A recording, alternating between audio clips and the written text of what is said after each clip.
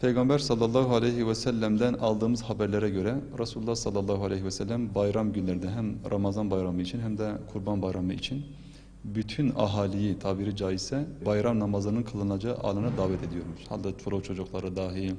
Çünkü bayram namazı ve o namaz esnasındaki manzara aslında ümmetin bir manzarasıdır. O birleştiricilik, o sevinci paylaşma vesilesi. Dolayısıyla bu vesileden herkesin istifade etmesini sağlamak doğrusu dinimizin en temel hususlarından bir tanesidir.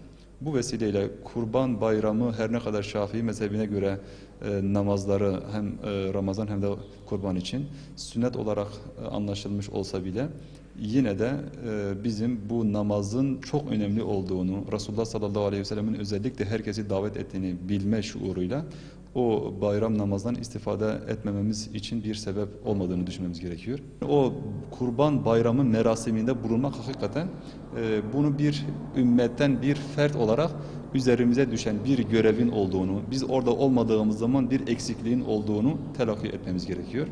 Şunu ben özellikle altını çizerek söylemek istiyorum ki, gerek Ramazan bayramı, gerek Kurban bayramı insanların birbirine kucak açtığı, bir takım aradaki varsa kırgınlıkların izale edildiği, bertaraf edildiği ve artık sevgi, muhabbet gözüyle birbirine bakmaları gereken aslında günlerdir.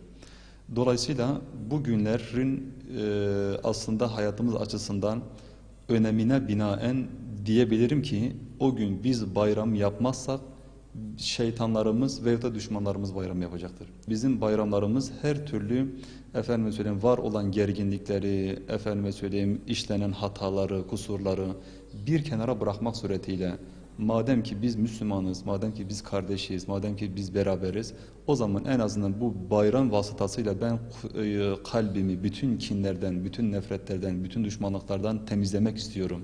Bu şuurla ben Müslüman kardeşlerime tekrar sarılmak istiyorum. Ve aynı zamanda eğer varsa mali gücüm bunlarla, bu mali gücümle ben diğer insanlara da yardımcı olmak istiyorum şekliyle. Eğer bu şekilde biz bir araya gelip de bayramımızı kutlayacak olursak bayramı yapan biz olacağız.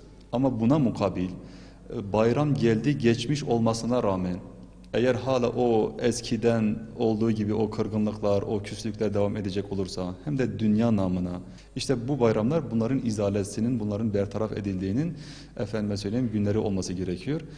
Dolayısıyla biz bunu yapmazsak zaten şeytanın işi nedir? Bizi birbirimize düşürmektir, bizi birbirimize kırdırmaktır. Dolayısıyla onlar bayram yapacaklar. Yani bayram bile eğer bizim huzurumuzu sağlayamıyorsa inanın huzuru verecek başka hiçbir neden olmayacaktır. Bunun özellikle altını çizmek istiyorum. Sizin aracınızla bütün Müslüman kardeşlerimin bayramlarını tebrik ediyorum. Allahu Teala huzura, barışa, selamete ve affı mağfirete vesile kılsın inşallah.